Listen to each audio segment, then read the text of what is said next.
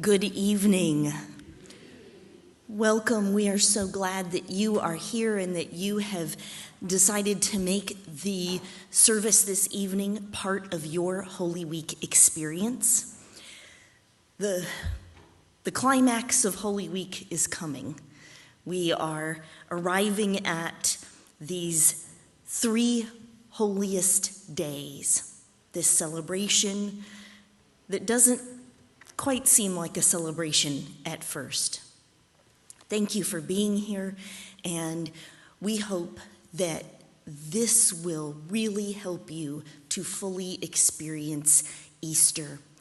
We are also offering a first time ever Holy Saturday experience tomorrow morning at 10 a.m., and that will be out in our prayer garden or under the cover there in that courtyard. So we hope that you will make time to be here tomorrow morning. And on Easter morning, we will have a sunrise service at 7 at Morton Chapel and an Easter egg hunt for our kids here at 9:15 and our main service at 10:30. We hope to see you there.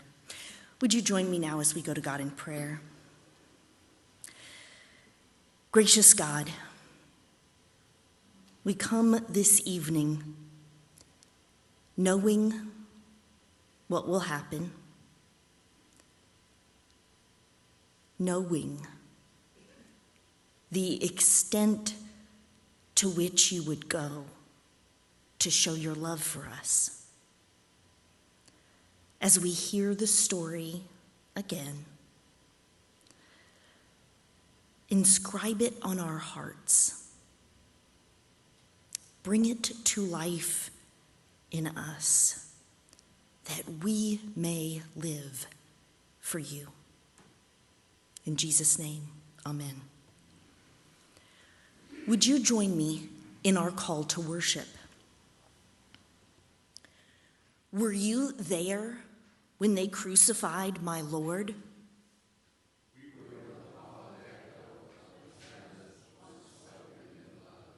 Were you in the garden when the disciples fell asleep?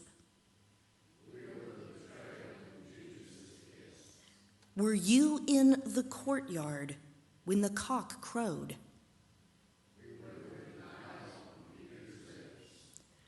Were you among the scoffers when Jesus was flogged?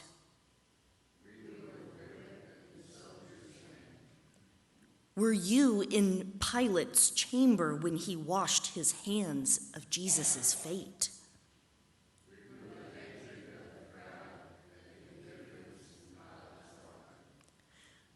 Were you with the powers of this world when the soldiers dressed Jesus as a king? Were you among the spectators at Golgotha?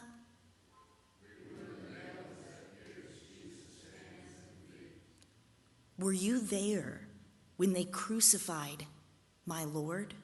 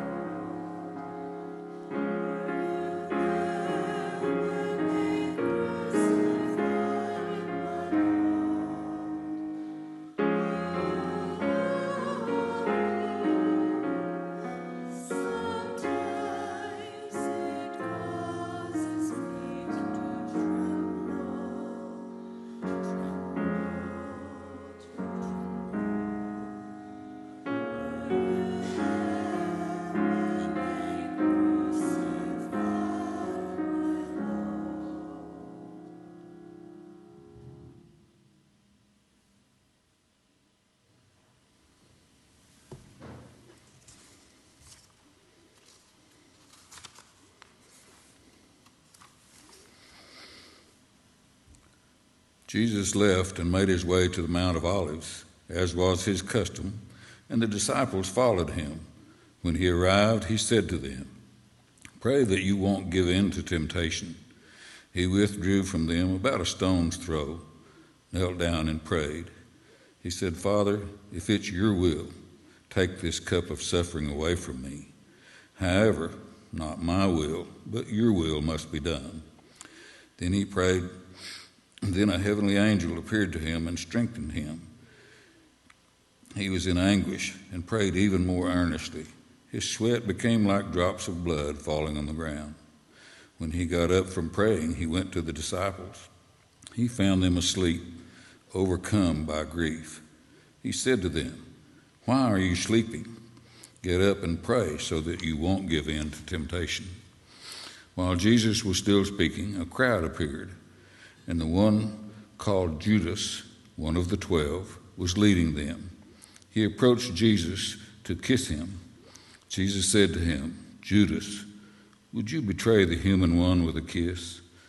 When those around him recognized what was about to happen, they said, "Lord, should we fight with our swords?" One of them struck the high priest's servant, cutting off his right ear. Jesus responded, "Stop, no more of this." He touched the slave's ear and healed him.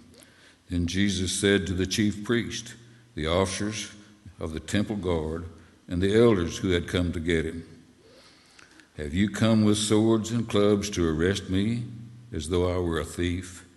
Day after day I was with you in the temple, but you didn't arrest me. But this is your time when darkness rules.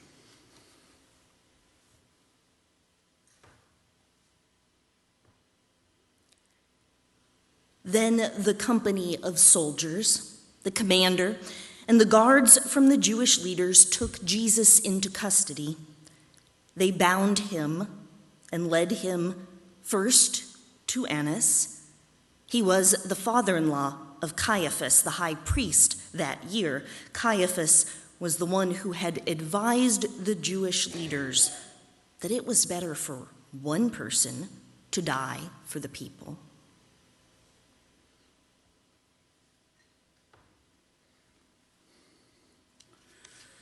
Peter followed from a distance. When they lit a fire in the middle of the courtyard and sat down together, Peter was among them. Then a servant woman came, saw him sitting in the firelight. She stared at him and said, "This man was with him too." But Peter denied it, saying, "Woman, I don't know him." A little while later, someone else saw him and said, "You're one of them too." But Peter said, "Man, I'm not." About an hour or so later, someone else insisted, "This man must have been with him because he is a Galilean too." Peter responded, "Man, I don't know what you're talking about." At that very moment, while he was still speaking, a rooster crowed. The Lord turned and looked straight at Peter, and Peter remembered the Lord's words, "Before a rooster crows today, you will deny me 3 times." And Peter went out and cried uncontrollably.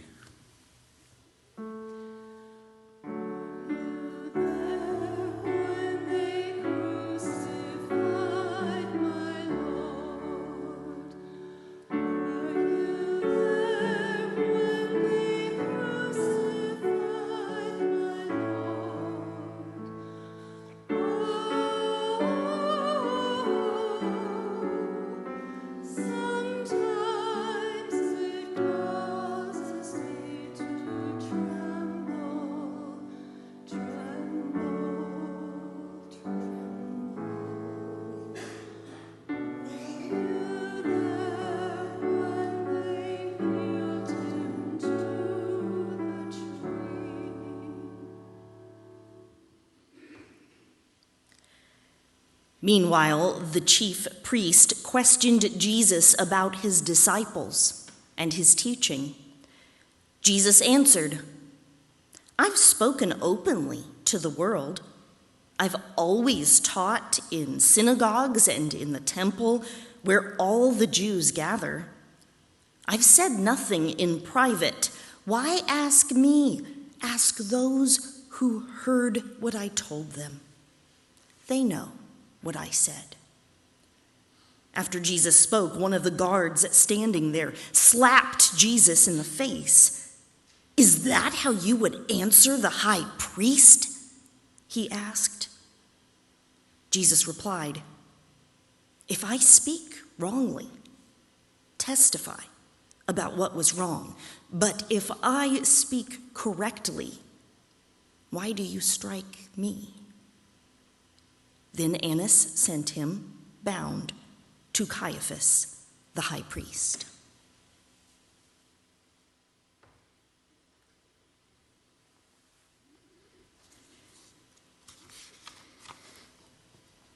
Early in the morning, all the chief priests and the elders of the people reached a decision to have Jesus put to death. They bound him, led him away, and turned him over to Pilate, the governor. When Judas, who had betrayed Jesus, saw that Jesus was condemned to die, he felt deep regret. Ooh, I turned to me. That's yours. Sorry. When Judas, who betrayed Jesus, saw that Jesus was condemned to die, he felt deep regret. He returned the 30 pieces of silver to the chief priests and elders. and said, "I did wrong because I betrayed an innocent man." But they said, "What is that to us? That's your problem." Judas threw the silver pieces into the temple and left. Then he went and hanged himself. The chief priests picked up the silver pieces and said, "According to the law, it's not right to put this money in the treasury. Since it was used to pay for someone's life, it's unclean." So they decided to use it to buy the potter's field where strangers could be buried. That's why that field is called Field of Blood to this very day. This fulfilled the words of Jeremiah the prophet, "And I took the 30 pieces of silver, the price for the one whose price had been set by some of the Israelites, and I gave them for the potter's field, as the Lord commanded me."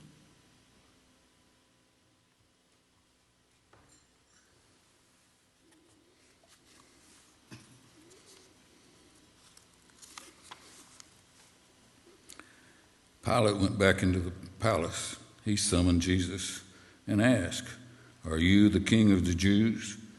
Jesus answered, "Do you say this on your own account, or have others spoken to you about me?" Pilate responded, "I'm not a Jew, am I? Your nation and its chief priest handed you over to me. What have you done?" Jesus replied, "My kingdom doesn't originate from this world. If it did, my guards would fight so that I wouldn't have to be arrested by the Jewish leaders. My kingdom isn't from here." "So you are a king," Pilate said. Jesus answered, "You say that I am a king. I was born and came into this world for this reason, to testify to the truth. Whoever accepts the truth listens to my voice." "What is truth?" Pilate asked.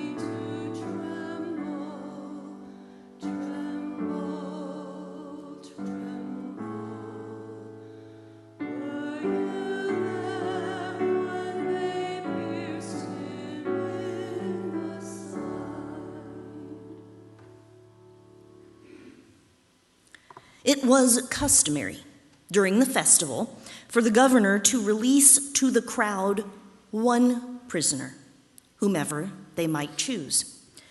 At that time, there was a well-known prisoner named Jesus Barabbas.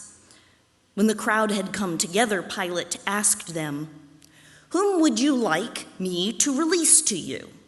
Jesus Barabbas, or Jesus who is called Christ?" He knew that the leaders of the people had handed him over because of jealousy. While he was serving as judge, his wife sent this message to him: "Leave that righteous man alone. I've suffered much today in a dream because of him." But the chief priests and the elders persuaded the crowds to ask for Barabbas and kill Jesus. The governor said, "Which of the two do you want me to release to you?" "Barabbas," they replied. Pilate said, "Then what should I do with Jesus who is called Christ?" They all said, "Crucify him." But he said, "Why? What wrong has he done?" They shouted even louder, "Crucify him!" Pilate saw that he was getting nowhere and that a riot was starting. So he took water and washed his hands in front of the crowd. "I'm innocent," of this man's blood. He said, "It's your problem."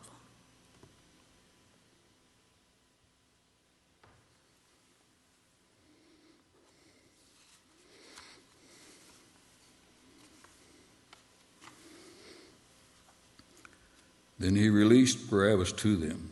He had Jesus whipped, then handed him over to be crucified. The governor's soldiers took Jesus into the governor's house, and they gathered a whole company of soldiers around him. They stripped him, put a red military coat on him. They twisted together a crown of thorns and put it on his head.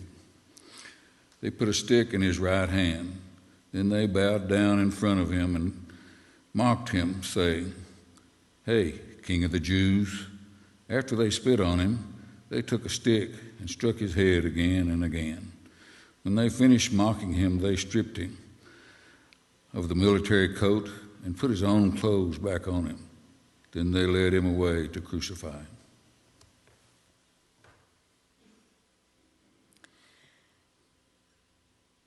As they were going out, they found Simon, a man from Cyrene. They forced him to carry his cross. When they came to a place called Golgotha, which means skull place, they gave Jesus wine mixed with vinegar to drink, but after tasting it, he didn't want to drink it. After they crucified him, they divided up his clothes among them by drawing lots. They sat there guarding him. They placed above his head the charge against him. It read, "This is Jesus, the King of the Jews." And it was written in Aramaic, Latin, and Greek. Therefore the Jewish chief priests complained to Pilate, "Don't write, 'the King of the Jews,' but 'this man said, I am the King of the Jews.'"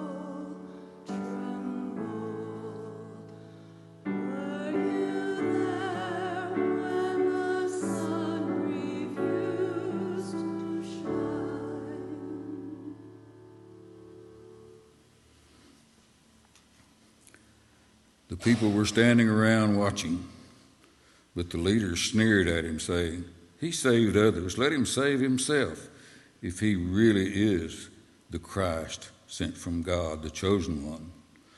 One of the criminals hanging next to Jesus insulted him. "Aren't you the Christ? Save yourself and us." Responding, the other criminal spoke harshly to him. "Don't you fear God? Seeing that you've also been sentenced to die, we are rightly condemned, for we are receiving the appropriate sentence for what we did. But this man has done nothing wrong." Then he said, "Jesus, remember me when you come into your kingdom." Jesus replied, "I assure you that today you will be with me in paradise."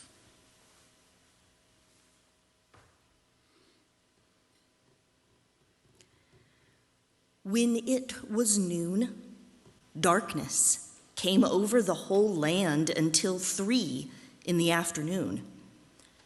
At 3 o'clock, Jesus cried out with a loud voice, "Eloi, Eloi, lema sabachthani," which means, my God, why have you forsaken me?"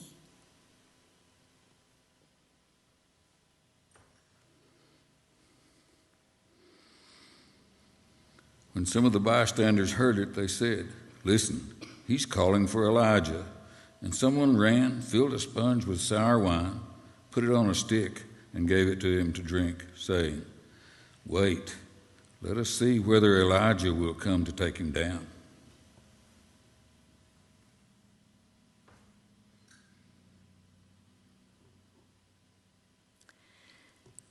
Then Jesus cried again with a loud voice and breathed his last. At that moment, the curtain of the temple was torn in two from top to bottom. The earth shook.